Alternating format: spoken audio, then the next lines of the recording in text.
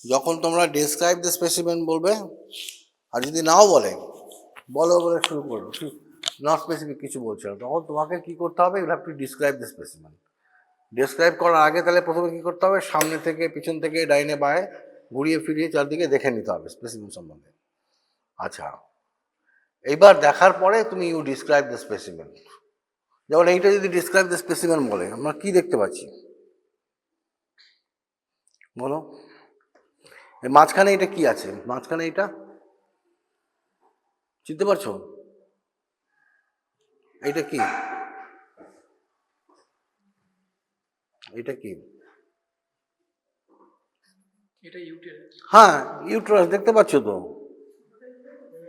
হ্যাঁ, ইউট্রাসের আপার পার্ট হচ্ছে কর্পাসটা আর নিচের পার্টটা সার্ভিক্স। আচ্ছা, ইউট্রাসটা স্ট্যান্ডার্ড সাইজ, কর্পাস সার্ভিক্সে কোনো প্যাথোলজি নেই, ঠিক আছে? এবার এইটা কি? এইটা কি? হ্যাঁ, এটা ওভারি, এদিকেও ঠিক তাই। তাহলে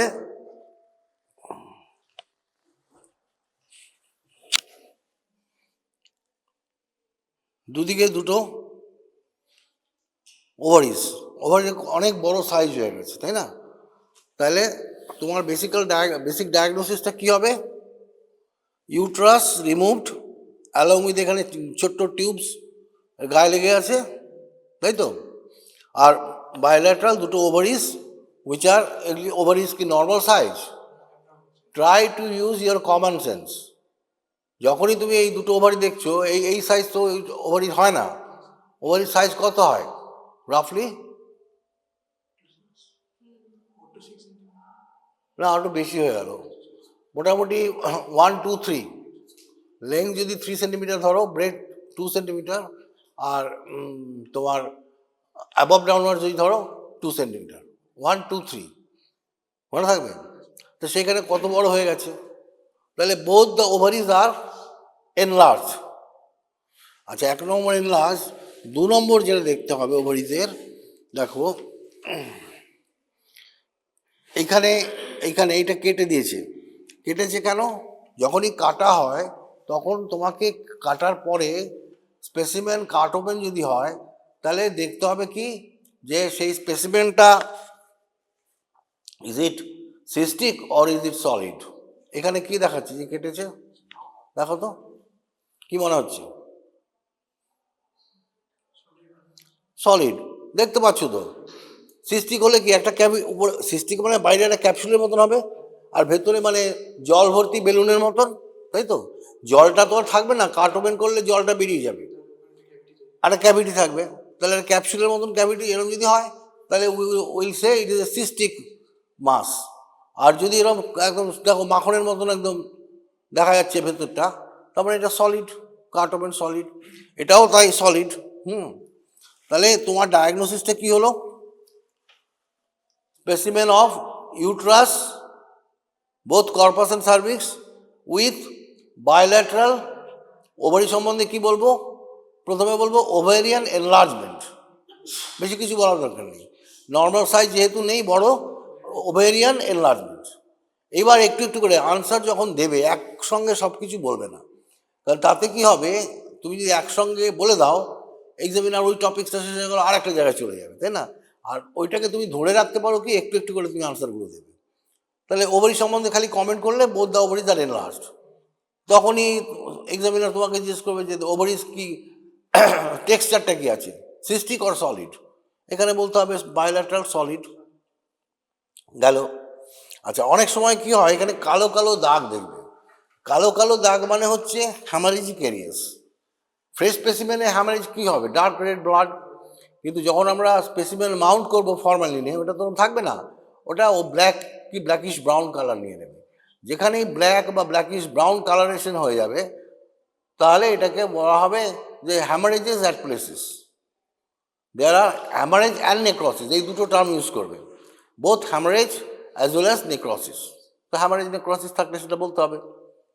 তাহলে বায়োল্যাটারাল ওভেরিয়ান টিউমার এই ধরনের একটা স্পেসিমেন। এবার তোমাকে জিজ্ঞেস করবে what is your diagnosis. Bilateral ovarian tumour তো অবভিয়াসলি ও diagnosis, no doubt about it. আরেকটু যদি ডিটেলিং চায়, আরেকটু যদি স্পেসিফিক জানতে চায়, এখানে কি বলতে হবে, আমাদের একটা ওভেরিয়ান টিউমার আছে যেটা বাইল্যাটারাল এবং সলিড, সেটা হচ্ছে আমরা বলি, নাম শুনেছো কিনা জানি না, ক্রুকেনবার্গস টিউমার। নাম শুনেছো? শুনেছো ক্রুকেনবার্গস টিউমার?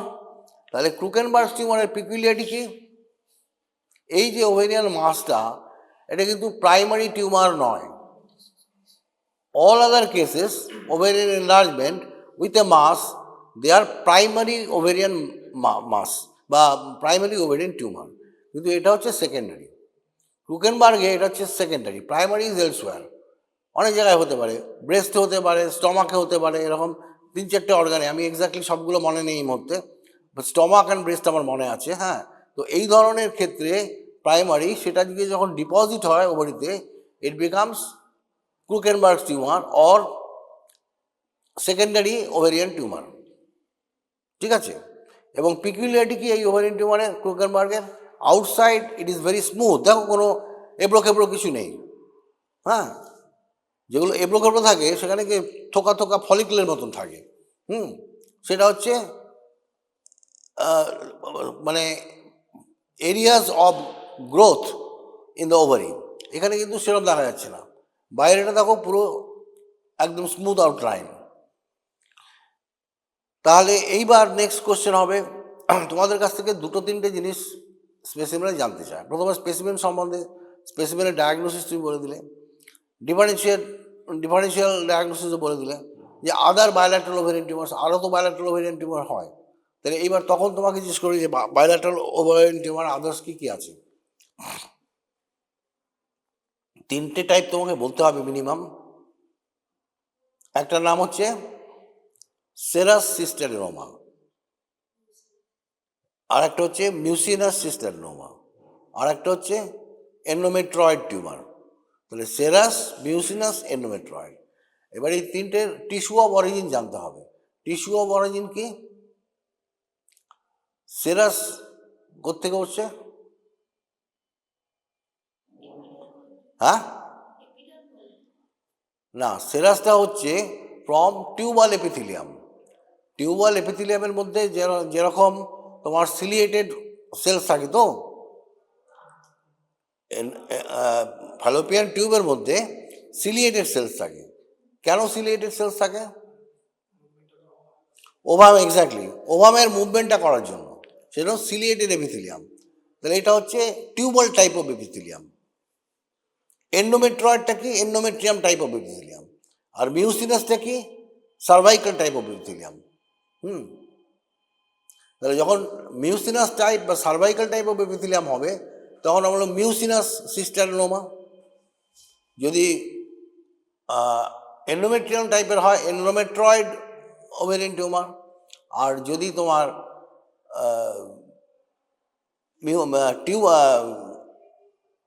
সার্ভিক্স থেকে হয়, সার্ভাইকাল টাইপ, তাহলে সেটা হচ্ছে মিউসিনাস।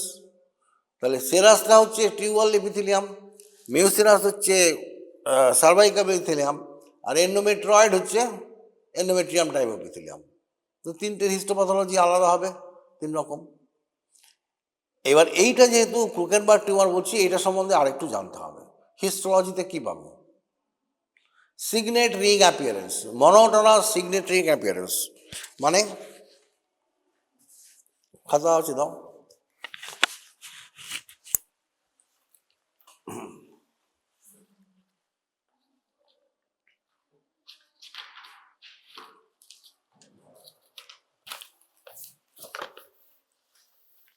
সিগনেট রিং মানে হচ্ছে এই ধরো একটা ছোট্ট রিংয়ের মতন, তার কর্নারে নিউক্লিয়াসটা।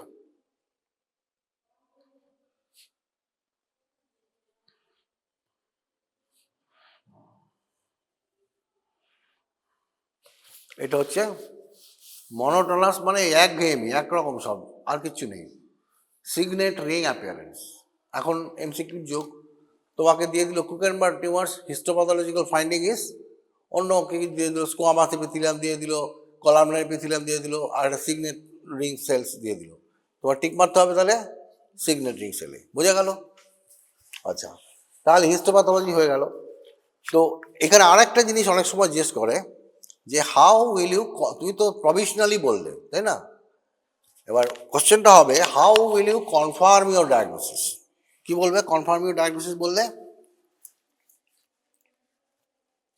কনফার্ম ইউর ডায়াগনোসিস বললে কি বলবে?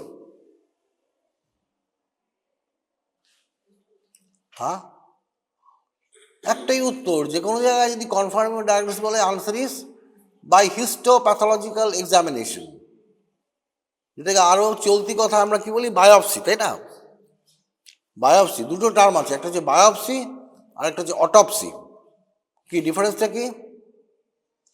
When you take the specimen from a living body, we call it biopsy. And when you take the specimen from a dead body, we call it autopsy. যার জন্য একটা টার্ম আছে autopsy surgeon. Autopsy surgeon কারা? যারা dead body dissection করে বিভিন্ন organ change হ্যান ত্যান করে, যেমন পোস্টমর্টম করার সময়, যেমন তখন ডেড বডি থেকে একটা পেশেন্ট মারা গেছে, আমরা জানি না কজ অফ ডেথ আননোন, হ্যাঁ, বা আনন্যাচারাল ডেথ, কী কারণে মারা গেছে বোঝা যাচ্ছে না, তখন আমরা পোস্টমর্টমে কী করব? প্রথমেই আমরা হার্টটা দেখতে চাই, কারণ হার্ট অ্যাটাকে মারা যেতে পারে। হার্টটা কী করবো আমি? হার্টটা প্রথমে হার্টের পাশে যে বড় বড় আর্টারি, করোনারি আর্টারিগুলো, ওগুলো কাটবো। এবার করোনারি আর্টারি কেটে যদি ভেতরে লুমেন দেখতে পাই, তাহলে করোনারি আর্টারি ইজ ইনট্যাক্ট। আর যদি এখানে বড় বড় ক্লট, তার মানে করোনারি আর্টারি ব্লকেজ হয়েছে। আর করোনারি আর্টারি ব্লকেজ হলে কি হবে? The part of the heart muscle supplied by the coronary artery will become ischemic. Ischemic মানে ischemia followed by death. ওই মাসেলটার ওই পরিমাণ অ্যামাউন্ট ডেথ হয়ে গেল। তাহলে আমার ডায়াগনোসিস কী হবে? যে ডায়েড অফ করোনারি অ্যাথেরোস্ক্লেরোসিস বা করোনারি হার্ট ডিজিজ বা coronary thrombosis, whatever you say, হয়ে গেল। সিমিলারলি আমরা তারপরে কী দেখব? আর একটা গ্রুপ অফ পেশেন্ট এই ওল্ড এজে মারা যায়, কী হয় অনেক সময়? সেরেব্রোভাস্কুলার হ্যামারেজ, তাই না? তাহলে সেরেব্রোভাস্কুলার হ্যামারেজ, এই ব্রেনটা কাটা হলো, ব্রেনের উপর দিয়ে যতগুলো বড় বড় আর্টারিজ আছে সেগুলো দেখা হবে। সেখানেও দেখা যাবে যে একটা জায়গায় একটা আর্টারি ছেঁড়া, ওখানে গোল হয়ে একটা হেমাটোমা মতো হয়ে গেছে। কারণ এটা সেরেব্রোভাস্কুলার অ্যাক্সিডেন্ট। সেরেব্রোভাস্কুলার অ্যাক্সিডেন্ট তিন রকম হয়, হ্যামারেজ হয়, থ্রম্বোসিস হয়, এম্বলিজম হয়। হ্যামারেজ হচ্ছে ফ্যাটাল। ব্রেনে যদি হ্যামারেজ হয় সেটা তো আর কন্ট্রোল করতে পারে না, ব্লিডিং হয়েই যাচ্ছে, প্লাস প্রেশার হেমাটোমা হচ্ছে, হ্যান সে মারা যাবে। থ্রম্বোসিস মানে আর্টারিটা ব্লকড হয়ে গেল। আর এম্বলিজম, একটা ব্লক তৈরি হয়েছিল কিন্তু এটা মুভ করছে, ওটা ওখানে স্টেশনারি নেই, এখান থেকে অন্য জায়গায়, ওখান থেকে অন্য জায়গায় ভেসেল আরেক জায়গায় স্প্রেড করে যাচ্ছে, তখন আমরা ওটাকে বলি এম্বলিজম। সবচেয়ে ভালো রেজাল্ট হচ্ছে এম্বলিজমের, থ্রম্বোসিসের তারপরে, আর হ্যামারেজের সবচেয়ে খারাপ রেজাল্ট। তাহলে আমরা এটা করছি, এই যে আমরা ডিসেকশন করছি দিস ইজ কল্ড অটপসি, যেহেতু ডেড বডিতে। আর লিভিং বডিতে তোমার স্যাম্পল আমি নিয়ে নিলাম, লিভিং বডি থেকে নিয়ে হিস্টোপ্যাথোলজিতে পাঠালাম, আমরা বলি বায়োপসি। বায়োপসি হচ্ছে ক্রুড নেম, আরও বেটার হচ্ছে হিস্টোপ্যাথোলজিক্যাল এক্সামিনেশন। কাজে যখনই তোমাকে বলবে how will you confirm your case, কি আনসার হবে? হ্যাঁ, very good, by histopathological examination. এইবার তোমার হিস্টোপ্যাথোলজি কী পাবে বলে দিলাম, যেমন সিগনেটিং অ্যাপিয়ারেন্স এইটাতে, তাই না? তাহলে তোমার হিস্টোপ্যাথোলজিটা একটু জানতে হচ্ছে। নেক্সট কোশ্চেনটা হবে কি, যখনই তোমাকে একটা স্পেসিমেন দেবে, এক্সামিনার জানতে চাইবে যে অনেক রকমভাবে কোশ্চেনটা করতে পারে। স্ট্রেট ফরওয়ার্ড কোশ্চেন করতে পারে, উইথ হুইচ সিমটমস পেশেন্ট কেম, এটা একটা বলতে পারে। 2 নম্বর, এই একই জিনিস একটু ঘুরিয়ে বলতে পারে। কি বলতে পারে? Build up the history of the patient. Build up মানে তুমি তৈরি করো, অ্যাজ ইফ তুমি জানো না কেসটা কী ছিল, কিন্তু সার্কামস্টেন্সিয়াল বেসিস মানে স্পেসিমেন দেখে, স্ট্রাকচার দেখে, সব কিছু দেখে তোমার মাথায় একটা আসবে যে পেশেন্টের এই নিয়ে আসতে পারে, তাই তো? তাহলে এখানে build up the history of the patient কী হবে? চিন্তা করো একটু করে। হ্যাঁ বলো। অ্যামেনোরিয়া। কেন অ্যামেনোরিয়া কেন হবে?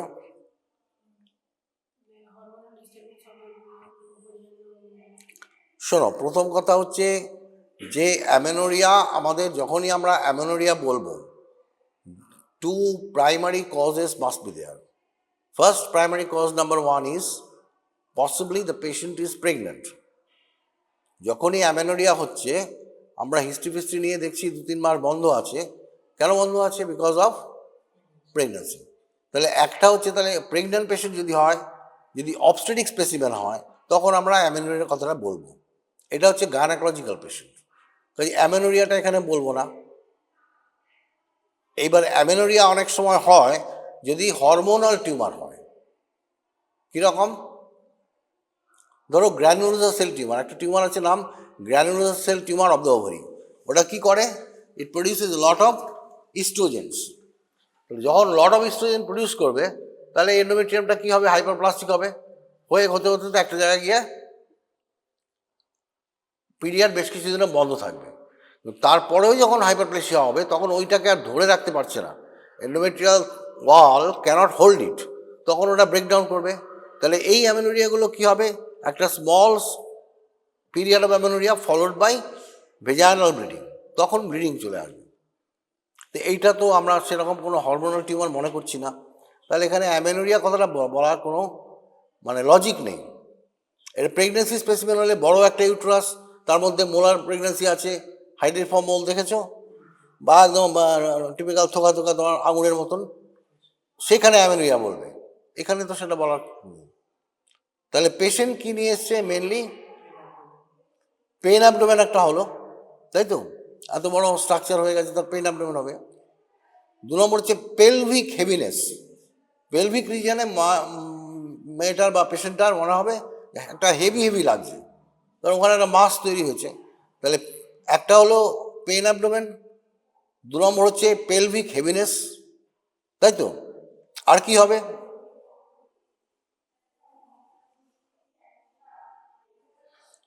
আর কিছু কনস্টিটিউশনাল সিমটমস।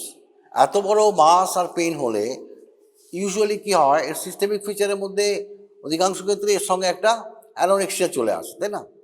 পেটে যখন অত বড় একটা মাস হয়, তার কী হবে? একটু খেলেই মনে হবে পেট ভরে গেছে, হ্যাঁ, প্লাস খিদেটা একটু কমে যাবে, তাহলে একটা অ্যানোরেক্সিয়া থাকতে পারে।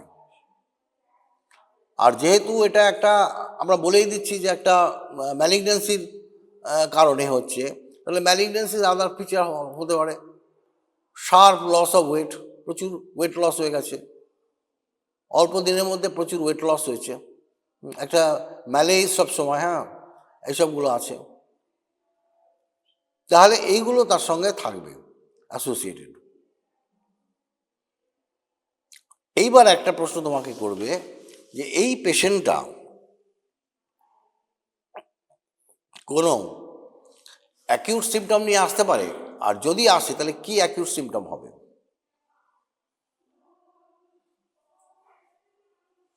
বা ঘুরিয়ে বলতে পারে ওভেরিয়ান টিউমারে কি কি অ্যাকিউট সিমটম নিয়ে পেশেন্ট হতে পারে এবং তার কারণ কি?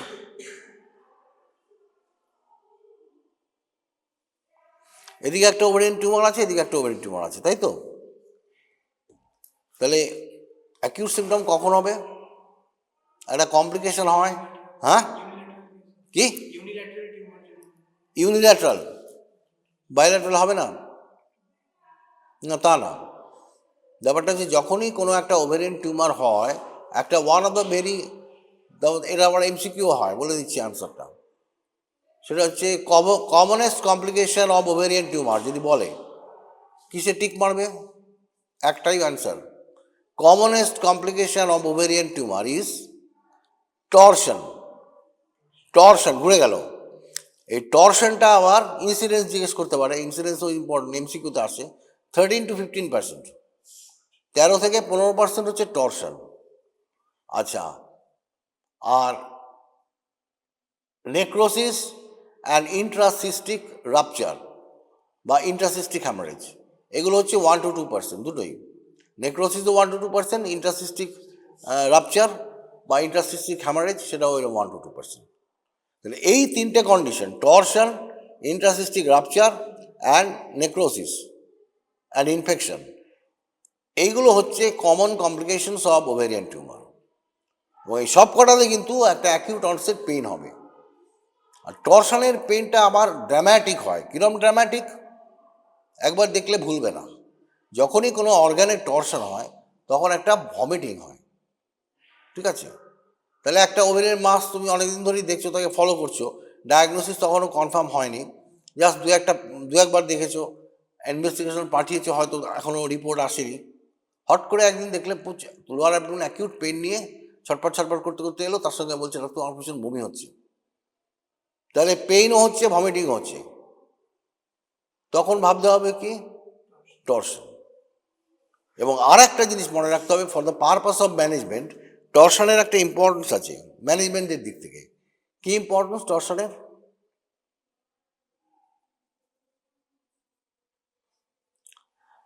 Torsion is a condition of surgical emergency. Surgical emergency মানে যেখানে তোমার সার্জারি করতে হবে, কিন্তু শুধু সার্জারি করলে হবে না, surgery as early as possible, যার জন্য এমার্জেন্সি বলছি, তাই না? তাহলে টর্শন যদি হয় তাহলে তাকে কিন্তু অ্যাকিউট অ্যাবডোমেন হয়ে গেল, অ্যাকিউট এমার্জেন্সি, তাকে কিন্তু আমাকে এমার্জেন্সি অপারেশন করতে হবে। তাহলে কি হবে? ওই যে পাককে ঘুরে গেছে, প্রথমে কি হবে? ঘোরার জন্য আমাদের বডিতে দুটো সিস্টেম অফ ভেসেলস আছে, একটা হচ্ছে তোমার নাম কি ভেইনস, আর একটা হচ্ছে আর্টারিস। ভেইনসটা হচ্ছে লো প্রেশার সিস্টেম, আর আর্টারিটা হচ্ছে হাই প্রেশার সিস্টেম। তাহলে প্রথমে কি হবে? লো প্রেশার সিস্টেম যেটা ভেইন, তাহলে তার সার্কুলেশনটা বন্ধ হয়ে যাবে, তাই তো? তার মানে তোমার একটা পার্টে বডিতে থ্রু আর্টারি ব্লাড যাচ্ছে, আবার থ্রু ভেইন তো ব্লাডটা রিটার্ন করবে টুয়ার্ডস দ্য হার্ট। যদি রিটার্ন করতে না পারে তাহলে কি হবে? সোলেন হয়ে যাবে জায়গাটা, ইনফ্লামেটরি চেঞ্জেস হবে, ইডিমাটাস চেঞ্জেস হবে, তাই না? তাহলে প্রথমে কি হবে? ভেইনগুলো ব্লকড হয়ে যাবে। তারপরে কি হবে? তখনও কিন্তু টিস্যুগুলো ভায়াবল আছে। এরপরে আর একটু যখন প্রেশার ক্রিয়েট হবে তখন আর্টারিগুলো ব্লকড হয়ে যাবে। এবার আর্টারিগুলো ব্লকড হয়ে গেলে কি হবে? পুরো টিস্যুটা নেক্রোজ হয়ে যাবে। যখনই কোনো একটা particular part of the body the arterial supply is stopped, পায়ে যদি একটা আর্টেরিয়াল সাপ্লাই ব্লকড হয়ে যায় কি হবে? পায়ে গ্যাংগ্রিনাস চেঞ্জেস। কেন গ্যাংগ্রিন হবে?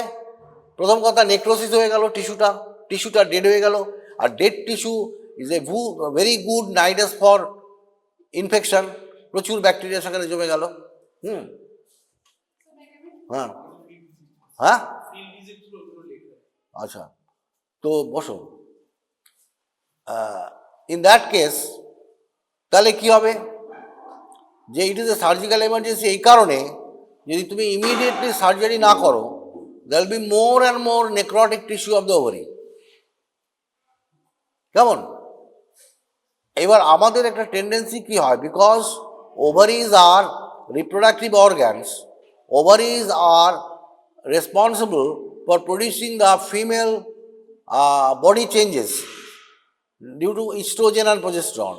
তাহলে in the reproductive age group we always try to conserve the ovary, মানে ওভারিটাকে রেখে দিতে চেষ্টা করি। এবার কোথায় রাখতে পারি আর কোথায় পারি না, যেমন ম্যালিগন্যান্সি যদি হয় রাখা যাবে না, ম্যালিগন্যান্ট পার্ট তো বডিতে রেখে আমরা আসতে পারবো না, পুরোটাই বাদ দিতে হবে। যদি বিনাইন টিউমার হয়, মনে হয় বিনাইন, তাহলে যদি কোনো হেলদি টিস্যু অফ ওভারি থাকে সেই পার্টটাকে আমরা কি করব? কনজার্ভ করব। তার মানে তাহলে এইখান থেকে 3টে টার্ম চলে আসছে, আবার 3টে টার্ম হচ্ছে। এগুলো সব খুব কমন ক্যাচ কোশ্চেন্স, এগুলো জানলে একবার শুনলে মনের মধ্যে গেঁথে যাবে, আর ভুল হবে না, পরীক্ষায় জিজ্ঞেস করলে ঠিক বলতে পারবে বই না পড়লেও। 3টে টার্ম আছে। Ovary surgical removal, ovariotomy, oophorectomy, ovarian cystectomy. কোনটা কি? Ovariotomy means removal of pathological ovary, removal of pathological ovary, that is called ovariotomy. Ovarian cystectomy, removal of only the cystic portion of the ovary. অনেক সময় একটা ovarian cyst হয়েছে বড়, এবার তুমি দেখলে যখন ওভারিটাকে এক্সপোজ করলে যে একটা জায়গায় বড় একটা সিস্ট আছে, বাকি তার সাইডে একটা জায়গায় ওভারিয়ান টিস্যু, যেরকম হয় ওভারিয়ান টিস্যু তো একটু থিক কর্ড লাইক স্ট্রাকচার হয় এবং সলিড স্ট্রাকচার, সেটা ঠিক আছে, তার মানে ওই পার্টটা হেলদি। তাহলে আমি অনলি সিস্টটা রিমুভ করছি, তাহলে ওভেরিয়ান সিস্টেকটমি। আর ওফারেক্টমি, ওফারেক্টমি হচ্ছে এখানে ওভারি বাদ দিচ্ছি, বাট এ হেলদি ওভারি। কেমন? যেমন এক্সাম্পল দিচ্ছি, বুঝতে পারছো। ধরো একটা 45 বছর বয়সের একটা ওম্যান বা 42 বছর বয়সের একটা ওম্যান, তার কোনো একটা ইউট্রাইন প্যাথোলজি হয়েছে। ধরো তার ফাইব্রয়েড আছে বা এন্ডোমেট্রিওসিস আছে বা কোনো কারণে এন্ডোমেট্রিয়াল হাইপারপ্লেসিয়া আছে, বারে বারে ব্লিডিং হচ্ছে, এই হচ্ছে। তাকে আমি কি করছি, ডিসিশন নিচ্ছি যে আমি ইউট্রাসটা বাদ দেবো। দ্যাট মিনস হিস্টেরেক্টমি করবো, তাই তো?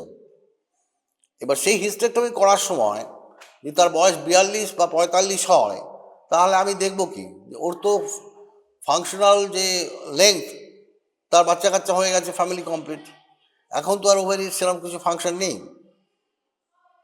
কিন্তু ওভারি দুটোই কিন্তু হেলদি আছে।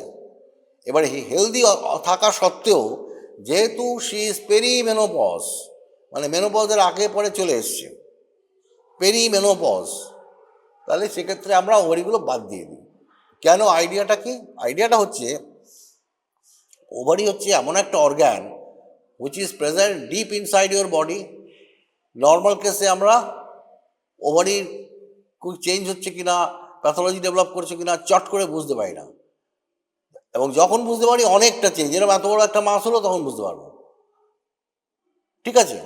তাহলে হেলদি ওভারিজ যদি আমি বাদ দিয়ে দিই, তাহলে future risk of development of ovarian cancer or ovarian malignancy বাদ হয়ে গেল।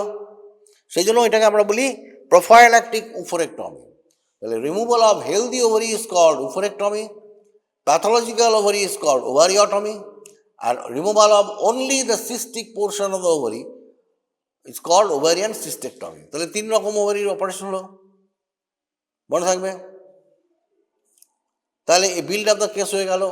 এবার অ্যাকিউট সিমটমস কী নিয়ে আসলো, তাহলে মনে রাখতে হবে 3টে অ্যাকিউট কন্ডিশন হতে পারে, টর্শন হতে পারে, ইন্টারসিস্টিক রাপচার হতে পারে, আর হ্যামারেজ হতে পারে, আর ইনফেকশন হতে পারে, আর নেক্রোসিস। এই 3টে মেইন হবে। এবং আর একটা কমপ্লিকেশন মনে রাখতে হবে, ম্যালিগন্যান্সি। হয়তো ছিল ইনিশিয়ালি বিনাইন, পরে ম্যালিগন্যান্সি ডেভেলপ করলো, দ্যাট মিনস ম্যালিগন্যান্ট ট্রান্সফরমেশন। তাহলে এই পেশেন্টের তুমি তাহলে কী সাইন সিমটমস তারা এইসব হয়ে গেল। এবার লাস্ট কোশ্চেন তোমাকে কি করবে, যে কী অপারেশন করা হয়েছে। প্রথমেই যেটা বলবে যে এখন তো অপারেশনের বিভিন্ন রুটে বিভিন্নভাবে করা হয়, যেমন আমরা অ্যাবডোমিনাল রুটে করতে পারি, ভেজানাল রুটে করতে পারি, তাই না? কিছু কিছু অপারেশন যেমন ভেজানাল হিস্টেক্টমি ভেজানাল রুটে করা হয়, অ্যাবডোমিনাল মানে অ্যাবডোমিনাল ইনসিশন দিয়ে করা হয়। আর একটা নতুন রুট চলে এসছে, সেটাও অ্যাবডোমিনালি, কিন্তু স্পেসিফিক আমরা বলি ল্যাপারোস্কোপিক বা এন্ডোস্কোপিক, সেখানে ল্যাপারোস্কোপ ঢুকে আমরা অপারেশন করি। তাহলে এখন 3টে type of operation, ভেজানাল operation, abdominal operation and laparoscopic বা এন্ডোস্কোপিক অপারেশনস। তো এখানেও জিজ্ঞেস করবে কীভাবে, এই যেমন এই স্পেসিমেনটা, এটা কোন রুটে অপারেশন করা হয়েছে, অ্যাবডোমিনাল বা ভেজানাল?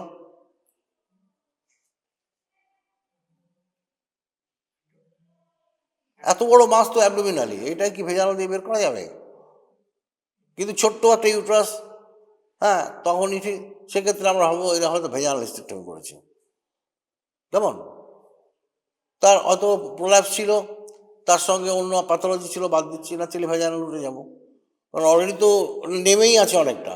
একটু টানাটানি করলে আমরা বলি God gift, vagina is called a God gifted hole, already একটা গর্ত ওখানে আছে, তো আমি সেটাকে ইউটিলাইজ করবো, তাহলে আমার বেশি কাটাকাটি করতে হবে না, তাই না?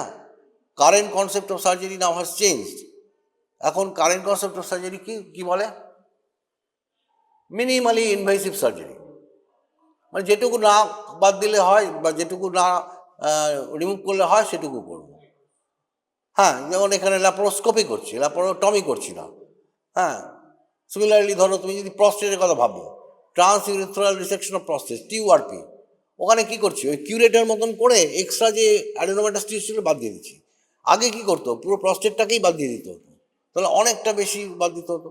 প্লাস অত বড় প্রস্টেট বাদ দেওয়ার কারণে কি হচ্ছে, যে prostatic bed is peculiar for its venous connections, প্রচুর ভেন্স থাকতো। এবার তুমি অপারেশন করে চলে গেলে বাড়িতে দুটো আড়াইটের সময়, রাত্রি 10টার সময় ফোন আসছে, স্যার পেশেন্টটা প্রচুর ব্লিড করছে, হিম্যাচুরিয়া হচ্ছে, তার মানে ওখান থেকে বেড থেকে হচ্ছে। আবার তুমি যাবে ওখানে গিয়ে আবার বন্ধ করবে হান্তার এইসব। তাহলে সেজন্য এখন এটাকে বলে মিনিমালি ইনভেসিভ সার্জারি, তাই না? ল্যাপ্রোস্কোপিও হচ্ছে একটা মিনিমালি ইনভেসিভ সার্জারি। আগে পুরো পেট কেটে ওটা বার করতে হচ্ছে, এখন তা না, এখন 3টে পোর্ট তৈরি করে দিলাম। আমি যেই পেডিকুলগুলো যেখানে যেখানে বাঁধার কথা বাদ করছি, বা ওই আর্টেরিয়াল ক্লিপস আছে, ক্লিপস দিয়ে ওটা বন্ধ করে দিলাম, করে দুদিক থেকে কাটলাম, কেটে আবার ওই পোর্টের মধ্যে দিয়ে পিসপিল করে ওইটাকে আবার বের করে দিলাম, যেটা ল্যাপ্রোস্কোপিক সার্জারি করে, তাই না? তাহলে তাহলে কি অপারেশন, অ্যাবডোমিনাল রুট না ভেজানাল রুট বলতে পারবে? এবার ফলো আপে কি করবে? লাস্ট কোশ্চেন, ফলো আপে কি করবে? ফলো আপে একটা দুটো জিনিস মাথায় রাখতেই হবে। যখনই আমরা অপারেশনটা করছি, আমরা ম্যাক্রোস্কোপিক স্পেসিমেনটা পাচ্ছি, কিন্তু আমাদের দরকার কি? Microscopic examination or histopathology. কারণ আমি এই টিস্যুটা, ধরো আমি সবে জাস্ট অ্যাবডোমেন থেকে এই মাছটা বের করেছি, ফার্দার ম্যানেজমেন্ট আমি আর কিছু বলতে পারবো না। কেন বলতে পারবো না? তার কারণ আমি তো জানি না যে এটা বিনাইন না ম্যালিগন্যান্ট। বিনাইন হলে এটা দিস ট্রিটমেন্ট ইজ সাফিসিয়েন্ট, আর কিছু করতে হবে না। কিন্তু ম্যালিগন্যান্ট হলে তো তা না, ম্যালিগন্যান্ট হলে তোমাকে আরও কিছু করতে হবে। হ্যাঁ, তাকে কেমোথেরাপি দিতে হবে, বা যেখানে হয়তো অনেক জায়গায় কেমোথেরাপির থেকে বেটার রেজাল্ট হয় রেডিওথেরাপি দিতে হবে, তাই না? তো কেমো বা রেডিওথেরাপি দিয়ে আমি করব, ম্যানেজ করব। কিন্তু সেইটা করতে গেলে আমাকে তো হিস্টোপ্যাথোলজি জানতে হবে। তার মানে আমাকে মাইক্রোস্কোপিক এক্সামিনেশন আর মাইক্রোস্কোপিক ফিচার্স কী পেলাম সেটা জানতে হবে। তাহলে আমার আনসার হবে কি পরীক্ষার হলে? Further management will depend upon the histopathological findings. If it is a benign lesion, no further except for routine post-operative check-up. এইটুকু ছাড়া আর কিছু বিশেষ করার দরকার নেই। But if it is a malignancy, then we'll have to go for chemotherapy or radiotherapy as indicated. কিছু কিছু ovarian tumour আছে যেখানে রেডিওথেরাপি ইজ বেটার, সেখানে রেডিওথেরাপি দেওয়া হবে। আর যেখানে স্ট্যান্ডার্ড কিছু কেমোথেরাপি আছে সেখানে তাই দেওয়া হবে। প্যাক্লিট্যাক্সিল অ্যাড্রিয়ামাইসিন একটা কম্বিনেশন আছে, খুব কমনলি দেওয়া হয় ফর ওভেরিয়ান টিউমার্স, ভালো রেজাল্টস, তাই করা হবে। তাহলে জিনিসটা কি দাঁড়াবে? যে further management will depend upon the histopathological findings. For a benign lesion, routine post operative check up and examination and review is enough. But if it is a malignancy, then our total pattern of management will change. তখন আমাকে চিন্তা করতে হবে যে chemotherapy দেবো না radiotherapy দেবো। Chemotherapy দিলে মিরিয়াডস অফ কেমোথেরাপি ড্রাগস আর দেওয়া, তাই না? কত রকম আছে, তারপর যেটা সবচেয়ে সুটেবল। হ্যাঁ, আমাদের লাইনে মানে আমাদের গাইনোকোলজিক্যাল ম্যালিগন্যান্সিতে যে অ্যান্টি ক্যান্সার ড্রাগগুলো ভালো কাজ করে সেগুলো দেবো, ফলো আপ করবো। হলো? তাহলে এনিথিং মোর বলো, কিছু কোশ্চেন থাকলে বলো। তাহলে স্পেসিমেন দিলে বুঝতে পারবে, বলতে পারবে। স্পেসিমেন দিলে প্রথমেই স্পেসিমেনটা চারদিক দিয়ে ঘুরিয়ে দেখে নিতে হবে, সামনে পিছনে সাইডে করে দেখতে হবে যে, এবং প্রথমেই চেষ্টা করতে হবে যে মাদার টিস্যু, আমরা বলি মাদার টিস্যু, এখানে যেমন মাদার টিস্যু মানে দেখলেই বলতে পারবে যে মাঝখানে যেটা ইউট্রাস পরিষ্কার দেখা যাচ্ছে, আর দুদিকে দুটো মাস মানে ইউট্রাসের দুদিকে থাকে ওভারি, তাহলে ওভারি দুটো বেড়ে বড় হয়ে গিয়ে এরকম হয়ে গেছে, তাহলে আমার প্যাথোলজি হয়ে গেল। যে আমি ম্যাক্রোস্কোপিক প্যাথোলজি মানে কি, আমার স্পেসিমেনটা কি সেটা আমি জানতে পারলাম। এবার কাটা আছে, ভেতর দিয়ে আমি দেখব যে সিস্টিক না সলিড, এখানে যেমন সলিড দেখা যাচ্ছে এদিকেও তাই, সিস্টিক হলে মাঝখানে একটা গর্ত মতন হবে, হ্যাঁ, তাই না? এবং ক্যাপসুলটা ওটা থিন হয়ে যাবে বা থিক, যাই হোক না কেন থাকবে। তারপরে যদি ব্ল্যাক স্পটস হয়, ব্ল্যাক বা গ্রেইশ ব্ল্যাক বা ব্রাউনিশ, সেটাকে ধরে নিতে হবে হ্যামারেজ, তাই না? হ্যামারেজ হয়েছে কিনা, ইন্টারসিস্টিক হ্যামারেজ আছে কিনা, হ্যামারেজ আর নেক্রোসিস, সেটা দেখতে হবে। আর এখানে তো ভালো করে দেয়া নেই, এই টিউবসগুলো এটার গায়ে এমনভাবে আছে পরিষ্কার করে দেখা যাচ্ছে না, এখানে পাতলা করে দেখা যাচ্ছে পর্দার মতন, ঠিক আছে? এই তো হয়ে গেল। প্রথমে বলবে this is a specimen of ওই বা specimen containing uterus and cervix on two sides, there are two ovaries which are enlarge in size. হ্যাঁ, এবং সেই ওভারিজ যে এনলার্জ শুধু না, তার আউটলাইনটা কি স্মুথ আউটলাইন, এখানে কিন্তু গর্ত গর্ত নেই, বাইরে বাইরে কোনো ই আছে, আমরা বলি এক্সক্রিসেন্সেস, থোকা থোকা মতন ম্যালিগনেন্সিতে এক্সক্রিসেন্সেস বলা হয় ওটাকে, সেরকম আছে কিছু নেই। তাহলে স্মুথ আউটলাইন, তাহলে bilateral ovarian tumour, most possibly এটা ক্রুকেনবার্গ বলা হয়। কারণ ক্রুকেনবার্গ হচ্ছে সেকেন্ডারি টিউমার যেখানে এরকম ওভারির বাইরের সারফেসটা একদম স্মুথ হয়, এক্সক্রিসেন্স থাকে না, আর ইউট্রাসে কোনো প্যাথোলজি থাকে না ইউট্রাস টিউবে, কারণ এগুলো হচ্ছে সেকেন্ডারি ইউজুয়ালি অ্যারাইজেস ফ্রম 3-4টে স্ট্রাকচার। তোমাদের ব্রেস্ট আছে একটা, স্টমাক আছে, আরও 2-1টা আছে, হ্যাঁ সেগুলো আমি এই মুহূর্তে মনে করতে পারছি না। কমনলি হচ্ছে ব্রেস্ট অ্যান্ড স্টমাক, সেটা হচ্ছে ক্রুকেনবার্গ টিউমার। প্যাথোলজি বলে দিয়েছি। এনিথিং মোর, আর কি জানতে চাও বলো? তোমরা 26-এ পরীক্ষা দেবে, তোমরা জুনিয়র, তো স্পেসিমেনগুলো এইভাবে পড়তে হবে, হ্যাঁ স্পেসিমেনটা চিনতে হবে, তাহলে মাদার টিস্যুগুলো চিনতে হবে, অ্যানাটমিটা জানতে হবে। যেমন তোমার স্পেসিমেন এরকম বড় একটা ইউট্রাস আছে, তোমাকে জিজ্ঞেস করলো যে সাইজ অফ দ্য ইউট্রাসটা লার্জার দ্যান নর্মাল না স্মলার দ্যান নর্মাল, জিজ্ঞেস করলো, কি উত্তর হবে? অ্যানাটমি জানো, হ্যাঁ বলো, এটা তো নর্মাল, হ্যাঁ লার্জার দ্যান নর্মাল কখন বলবে?